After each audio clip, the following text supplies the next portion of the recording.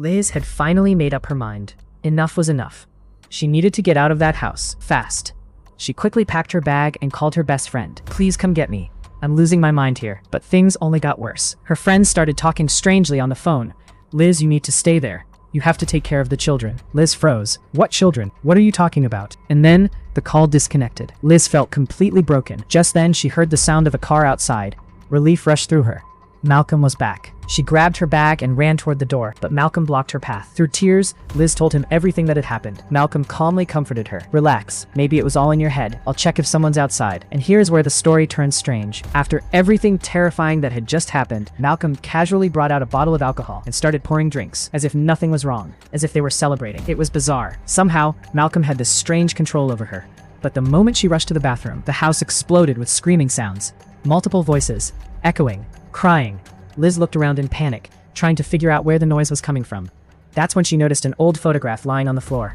This time, everything became clear. In that faded family photo stood a man who looked exactly like Malcolm. But the clothing, the style, it looked at least 200 years old. Liz's mind began racing. Why hadn't Malcolm aged? Just then, Malcolm entered the room. Liz threw the photo at him and demanded the truth. Malcolm dropped the act. "It's a very old story, Liz." She wanted to run, but she knew she was trapped. Malcolm led her into the living room, and in a disturbingly calm tone, thanked her for helping them remain immortal. Then he told her the dark story from 200 years ago. Back then, Malcolm and his cousin had come to the forest to hunt. Near the river, they saw a pregnant woman bathing.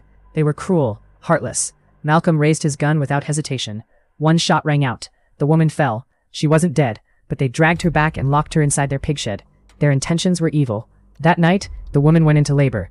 When Malcolm and his cousin returned with a lantern, the floor was covered in blood. There were pieces of flesh on the ground, perhaps part of the umbilical cord. But they felt no fear. They thought she was just an ordinary woman. They had no idea what they had awakened.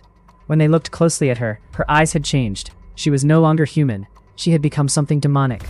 Now the story returns to the present. Liz's legs trembled as Malcolm finished speaking. She wanted to run, but Malcolm stopped her coldly. "Many women like you have come to this house over the years. Some screamed, some begged, none ever left alive." Then he revealed the final truth. The children born that night still hide within these walls, in the corners, in the shadows. Malcolm and his cousin remained immortal by offering living sacrifices to those children. He smiled at Liz. "You're our next offering. Thank you for that."